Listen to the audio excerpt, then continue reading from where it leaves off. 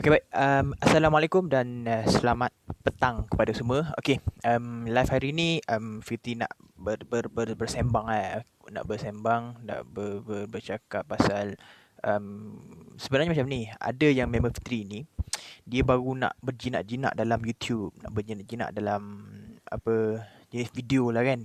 Jadinya apa yang Fitri nak beritahu kat sini, ya, dia ada beritahu passion dia adalah sebagai seorang guru, tetapi macam mana dia nak develop macam cara mengajar adab ke abad ke-21.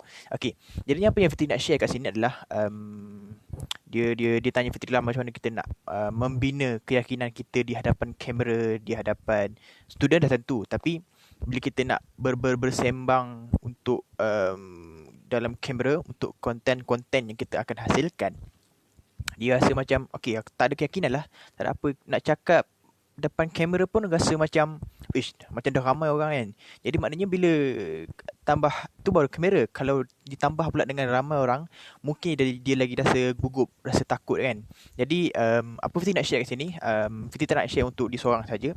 Fiti nak share pada ramai-ramai, biar semua dapatlah apa yang kita dah share lah, ilmu apa yang kita ada kan. Jadinya hari ni Fiti nak bagi tahu secara random sahaja. Okay, first kali kalau korang nak bina keyakinan diri korang di hadapan kamera, sebabnya macam Fitri kan. Fitri, passion Fitri sekarang adalah sebagai seorang guru. Student lah laginya. Belum lagi seorang bekerja dah. Belum bekerja lagi. Maknanya passion sekarang adalah seorang guru. Akan tetapi minat Fitri lebih cenderung kepada buat making video, buat filem pendek, buat apa ala-ala video mendalam je lah. Jadi maknanya apa yang Fitri nak share pada yang tengok video Fitri hari ini adalah first kali kalau korang nak tingkatkan keyakinan korang adalah first kali just buat dulu. Betul. Buat.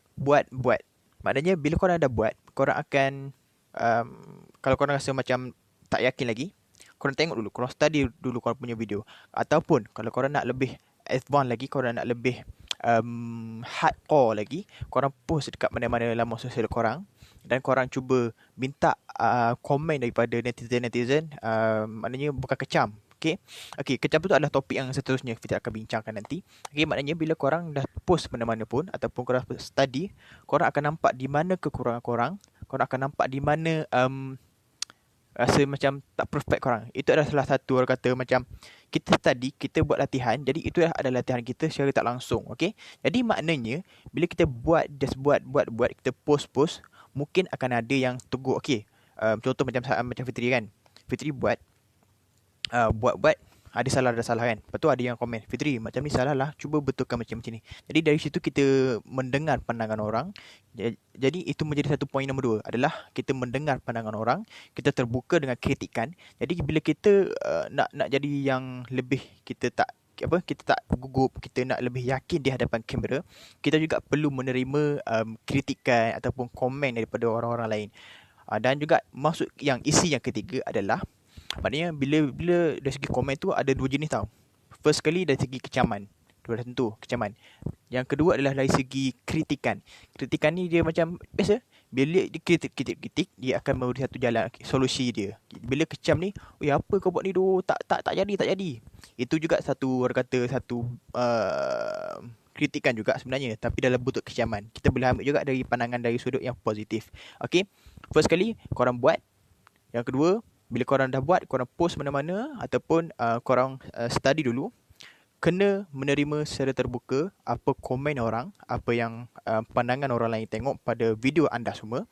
Yang ketiga adalah kita kena developkan, kita kena terapkan kita kena ubah mindset kita kena perbanyakkan menerima kritikan ataupun komen-komen. Sebab kadang-kadang kita buat ni tak semua kita betul. Jadi bila kita buat tak semua kita betul ni, kita akan bila orang komen tu, maknanya orang nampak mana silap kita. Faham tak? Orang nampak mana silap kita, orang nampak mana kurangnya kita. Okey, jadinya dari situ, bila kita dah konsisten buat, kita dah terbuka menerima kritikan, kita dah terbiasa dengan menerima kritikan, jadi kita olah benda tu, kita gabungkan dia menjadi satu, dan kita, benda tu secara tak langsung mengajar kita lebih kepada menjadi content creator ataupun menjadi seorang guru yang lebih orang kata hebatlah. Sebabnya sekarang ni platform Instagram, YouTube, TikTok kan, ramai orang tengok dari segi pandangan yang negatif kan. Tapi pada Fitri sebenarnya itu adalah satu medium, adalah satu platform yang mana kita nak lebih mendekati pelajar-pelajar, mendekati para audien, tapi kita menggunakan konten yang berkualiti, konten yang mendidik, konten yang membina kepada generasi muda. Sebab sekarang ni kita kena follow arus semasa, arus peredaran zaman, zaman dan semasa. Dan juga Fitri suka nak beritahu, jika korang dah ada YouTube, korang dah ada Instagram, gunakanlah, buatlah satu konten ataupun Fitri lebih prefer pada YouTube sebenarnya, okay? YouTube ataupun TikTok ke, ataupun Instagram ke, ataupun Facebook ke. Berilah satu input yang terbaik kepada audien, kepada yang kepada yang terbaik, maknanya lebih kepada pengajaran, lebih kepada pendidikan, lebih kepada menginspirasikan orang. Okey, apa yang Fitri bagi tahu ni adalah pengalaman Fitri sendiri, yang mana Fitri dah sikitlah melalui, ada sikitlah ilmu-ilmu tersebut, dan sekarang pun Fitri masih belajar lagi, masih cuba untuk belajar lagi. Sebabnya masa ke depan kita tak tahu macam mana kan. Jadi apa yang Fitri beritahu sini, untuk korang yakin di hadapan kamera adalah just buat dulu. Buat setiap hari, maknanya korang study, korang tengok di mana kekurangan korang, di situlah korang akan perlu perbaikikan dia. Korang perlu ketengahkan dia untuk perbaikikan. Jadinya bila benda tu berulang-ulang, insya-Allah benda tu akan membuahkan hasil dan akan memberi satu impact yang positif pada korang semua. Okey. Jadi itu saja yang dapat Fitri share pada petang ini. Tak banyak, sikit saja, 3 poin saja. Itulah yang poin yang dapat Fitri share pada korang semua. Dan juga semoga kepada yang tengok video Fitri pada hari ini, dan ataupun yang bila-bila lah kalau korang dah tengok video ni, Fitri doakan kepada korang semua, kalau korang nak buat satu konten, untuk bercakap di hadapan kamera, semoga korang konsisten, korang yakin dengan bakat korang.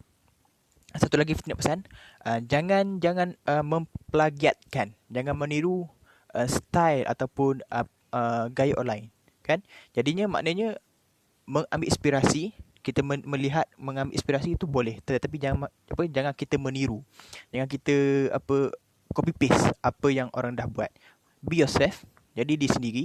Sebabnya diri sendiri uniknya bila korang dah ada identiti sendiri, itulah yang menjadi lebih terbaik. Orang akan lebih mengenali, orang akan lebih melihat korang bila korang ada identiti sendiri. Itu saja yang dapat Fitri tengahkan, yang dapat Fitri share pada korang pada petang ini.